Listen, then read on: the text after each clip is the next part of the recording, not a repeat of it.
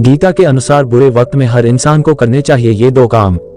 भगवान श्री कृष्ण गीता के 9वें अध्याय के 22वें श्लोक में कहा है कि जो मनुष्य मेरे पर मन लगाते हैं, मेरा ध्यान करते हैं, मैं उनको वो प्रदान करता हूँ जो उनके पास नहीं है। साथ ही जो उनके पास है मैं उनकी रक्षा भी करता हूँ। प्रत्येक व्यक्ति के जीवन में अच्छे और बुरे समय आते हैं। अच्छे समय की तो चर्चा सब लोग करते हैं, लेकिन बुरे समय के बारे में प्रायः सभी चर्चा करते हैं। अक्सर लोग कहते हैं कि मेरा समय बहुत खराब चल रहा है, समझ नहीं आ रहा कि क्या किया जाए, कैसे अपने बुरे समय को अच्छे समय बदलूं। लेकिन सच तो ये है कि दो चीजें ऐसी हैं जिसे बुरे समय में करने चाहिए। भगवान श्री कृष्ण ने गीता में बुरे समय के लिए क्या कहा है, इसे आज हम जानेंगे। आगे हम इसे एक कहानी के माध्यम से जानते हैं। एक बहुत ही गरीब किसान था। वह था तो बहुत गरीब, लेकिन मेहनती और खुश था।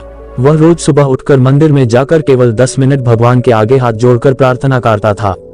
उस किसान की पत्नी भी हर रोज उसके साथ मंदिर जाती थी। प्रार्थना करके वह सारा दिन अपने खेतों में काम करता। उसका जीवन बहुत अच्छा चल रहा था। अपनी मेहनत से वह कुछ ज्यादा तो नहीं कमा पाता था, लेकिन फिर भी जितना भी कमाता था उसमें से कुछ पैसे लोगों की भलाई में लगा देता था। एक उस किसान के गांव में बीमारी फैल गई। किसान का इकलौता बेटा बीमार पड़ गया। किसान के गांव में इस बीमारी की इलाज के लिए कोई अच्छा डॉक्टर नहीं था। पास के शहर में उस बालक को ले जाया गया। शहर के इस अस्पताल का इलाज बहुत ही महंगा था। उस बेचारे किसान के लिए अस्पताल और डॉक्टर का खर्चा आदि दे पाना बहुत ही मुश्किल था। किसान दिन प्रतिदिन हिम्मत हारता जा रहा था। एक दिन अस्पताल में बैठे बैठे वह इतना हताश हो गया कि वो जोर जोर से रोने लगा। साथ ही कहने लगा, पता नहीं किस चीज का बदला भगवान मुझसे ले रहे हैं।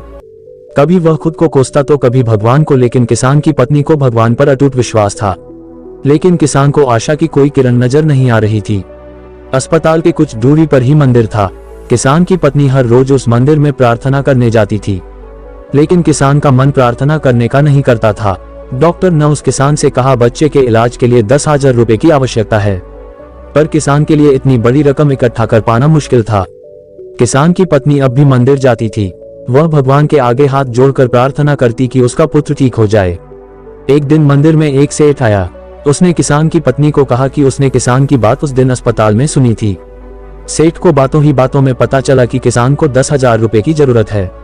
इस पर सेठ ने अपनी जेब से 10,000 निकाल कर देते हुए बोला कि उसके पास इतने रुपए ही हैं।